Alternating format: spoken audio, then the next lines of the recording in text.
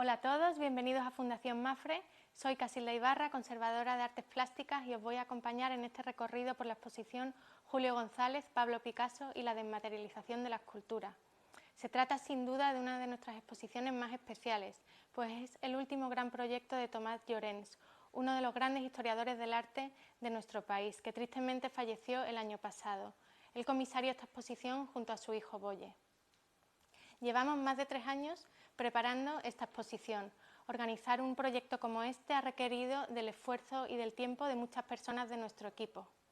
La exposición cuenta con más de 170 obras, entre dibujos, esculturas y pinturas, y tenemos el privilegio de contar con el apoyo de las dos instituciones que albergan los legados de los artistas, la González Administración y el Museo Picasso de París. Además, han sido numerosos los prestadores nacionales e internacionales que han cedido obras de manera muy generosa. Os enseño también el catálogo de la exposición, en donde hemos incluido ensayos de destacados especialistas como Valeriano Bozal, Brigitte Leal o Maite Ocaña, así como una selección de textos de Tomás Llorens relativos a los temas que tratamos en la exposición. Bueno, pues si os parece vamos pasando a las salas. Os voy a mostrar la exposición a través de sus obras claves, pero antes de entrar en el recorrido me gustaría contaros las ideas generales que nos vamos a ir encontrando. El tema central del proyecto es la colaboración de González y de Picasso para la creación de un monumento funerario a Apollinaire. Para poder contar esta historia y entenderla mejor, la exposición comienza en la Barcelona modernista, que es el contexto en el que se conocen Picasso y González, y termina con el diálogo que proponemos de obras de González y Picasso como respuesta a la Guerra Civil Española y a la Segunda Guerra Mundial. Cuando veamos las obras de González y de Picasso vamos a hablar de escultura desmaterializada. ¿Pero qué es la desmaterialización de la escultura? Se trata de una idea radical que rompe por completo con nuestras nociones de escultura tradicional dominada por la masa y por el volumen. La nueva escultura es una escultura que tiende hacia la transparencia, que incorpora el vacío, que incorpora nuevos materiales que antes no se habían usado en las bellas artes. Por otra parte, presentamos la trayectoria de Julio González como uno de los artistas fundamentales para la escultura del siglo XX. Julio González crea un lenguaje a través de líneas, de planos, de vacíos, a través del ensamblaje de distintos elementos y donde incorpora nuevos materiales como el hierro y nuevas técnicas como la soldadura.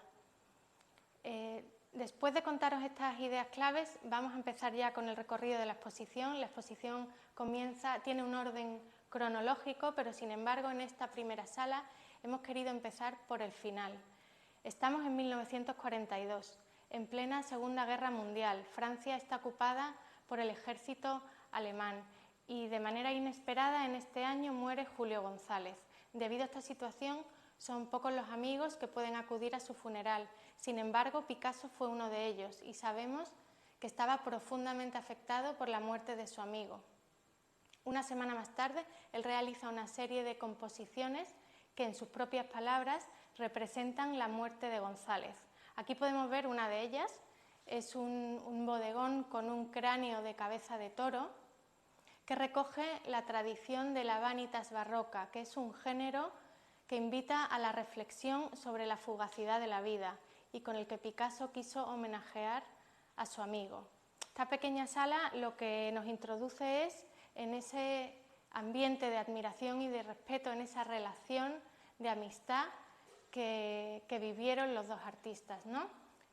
Aquí comienza la exposición y nos adentramos ya en la primera gran sección que, como os he comentado, gira en torno al clima artístico de la Barcelona modernista, porque vamos a tratar dos temas fundamentales en esta época. El primero de ellos es el esplendor que viven las artes decorativas, ligadas a la arquitectura modernista. Son momentos donde se cuestiona la frontera entre el arte y la artesanía. Y vemos aquí el ejemplo de estas manetas y pomos diseñados por Gaudí para la Casa Milà, o estas flores metálicas del taller de Concordio González e Hijos. Concordio González era el padre de Julio González y regentaba un taller de orfebrería muy conocido en Barcelona. Allí es donde se forma Julio González como orfebre. También es un taller donde el arte de la forja del hierro es muy importante. algo que será fundamental en la posterior trayectoria del escultor. El segundo tema que tratamos en esta sección es cómo la generación de Picasso y González empiezan a cuestionar la noción de progreso que había traído la revolución industrial y empiezan a poner su atención en los más desfavorecidos de la sociedad.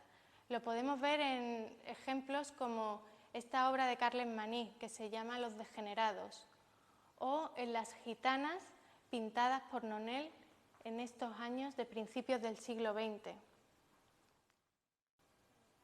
En el caso de Julio González y de Picasso, lo vamos a ver sobre todo a través del tratamiento de un tema que ellos realizan sistemáticamente en estos momentos, que es el de la maternidad, donde vemos que son unas maternidades de clara sensibilidad miserabilista.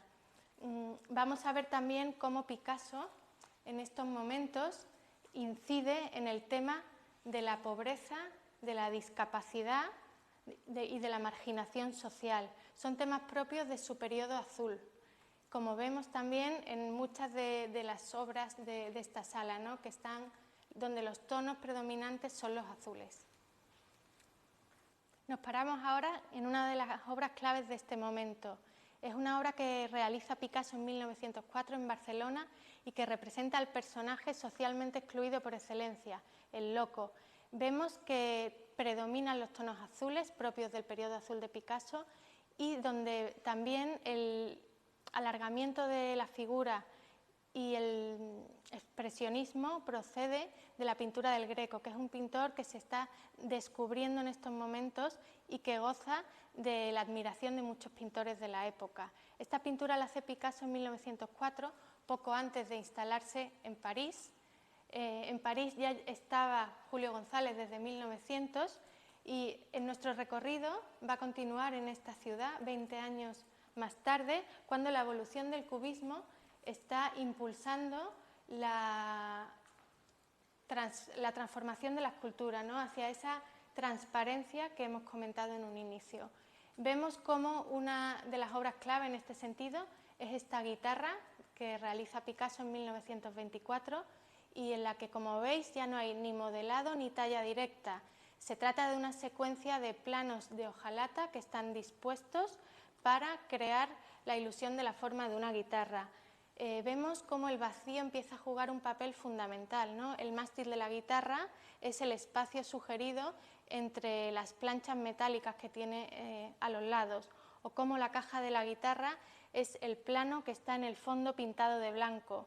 También la roseta es una especie de cilindro, por lo tanto es relieve y hueco a la vez. Vemos aquí cómo Picasso está transformando y rompiendo radicalmente los conceptos tradicionales de escultura, ¿no? Esto ocurre durante los años 20 y esto lo hacen otros artistas que nos sirven de contexto para entender mejor las obras que realizan en común Picasso y González. Un ejemplo claro son las obras de Pablo Gargallo, de Jacques Lipchitz o de Alberto Giacometti, que podemos ver aquí también en esta sala. Me gustaría mostraros esta obra de Julio González llamada El Arlequín, que se considera su obra más cubista. Es una obra que puede ser contemplada desde diferentes ángulos y que nos va a dar una visión completamente diferente desde cada uno de ellos.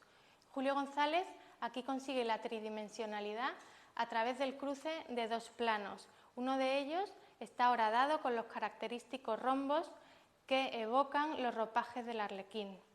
Es una obra que realiza al mismo tiempo en el que está colaborando con Picasso y este es el siguiente episodio que vamos a ver en la exposición.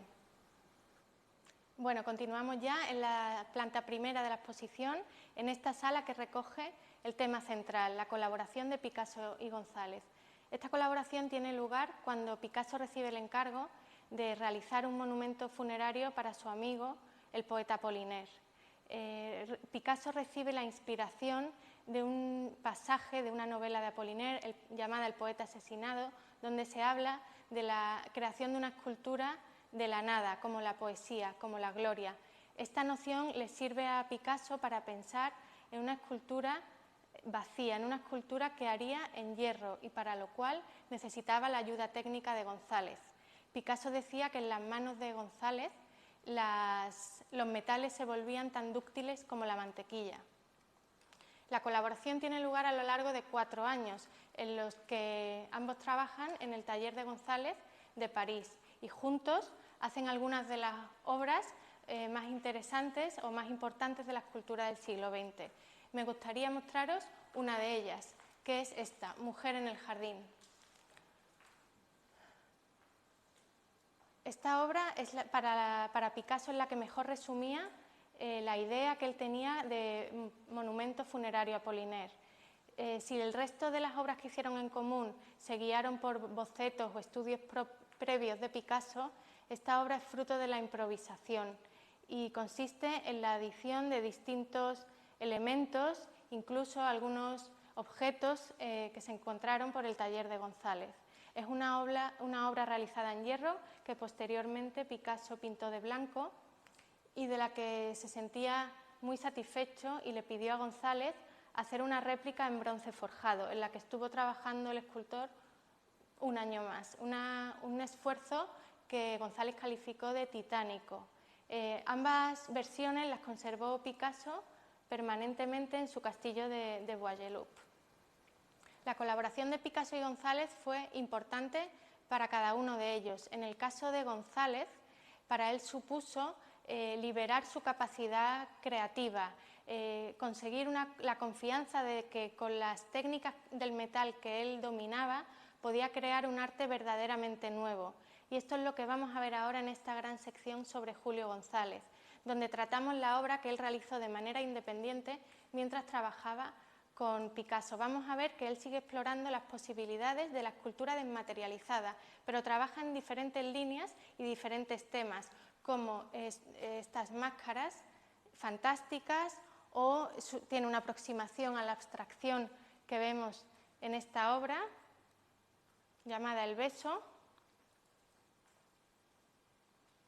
Lo vemos también en sus cabezas en profundidad, o en estas obras en las que realiza una investigación en torno al juego de sombras en la escultura. Me gustaría mostraros uno de los temas predilectos de González, que fue el de la mujer en la toilette. Fue un tema que él trató desde el inicio de su carrera, como podemos ver en estos dibujos que tenemos por aquí. Es un tema que él toma del impresionista Degas y que retoma 30 años más tarde en estos dibujos que nos muestran el proceso de concepción de esta escultura que podemos ver aquí, que es Mujer peinándose. En esta obra está inspirada en la figura de una mujer con una bata que reúne sus manos detrás de la cabeza y se está cepillando el pelo. Es una obra que se considera fundamental en la historia de la escultura, porque González consigue un lenguaje completamente desmaterializado y consigue integrar planos de vacío acotados por líneas, como vemos en la parte superior de la escultura, que están indicando el pelo de la mujer. Es la primera vez que González aborda una figura a escala real, lo que nos indica un poco la confianza y la madurez que había ya adquirido en estos momentos tempranos de su carrera. Seguimos por aquí y os quiero mostrar el extremo al que se llega con esta desmaterialización, que en el caso de González es lo que él mismo denominó dibujo en el espacio. Para González, dibujar en el espacio consistía en crear una escultura en la que los volúmenes estuvieran sugeridos por un juego tridimensional de líneas y de planos. Este es uno de los ejemplos más característicos. Se llama Gran Maternidad. Es una obra que se inspira en las maternidades góticas. González era un gran admirador del arte gótico y aquí recoge, por así decirlo, la estructura interna de lo que sería esa figura de madre e hijo procedente de las vírgenes góticas. Terminamos aquí con esta gran sección en torno al trabajo de desmaterialización de González en estos años y nos encontramos con con estas obras, que son las que realiza Picasso en esos mismos momentos de manera independiente mientras colaboraba con González, y vemos cómo él deja totalmente a un lado la desmaterialización y se centra otra vez en las figuras rotundas y las formas sinuosas. La exposición termina ya con esta gran sección donde volvemos a poner en diálogo las obras de los dos artistas en el momento de la Guerra Civil y de la Segunda Guerra Mundial. Son momentos muy convulsos, ¿no? Y aquí vamos a ver la respuesta artística de los dos autores.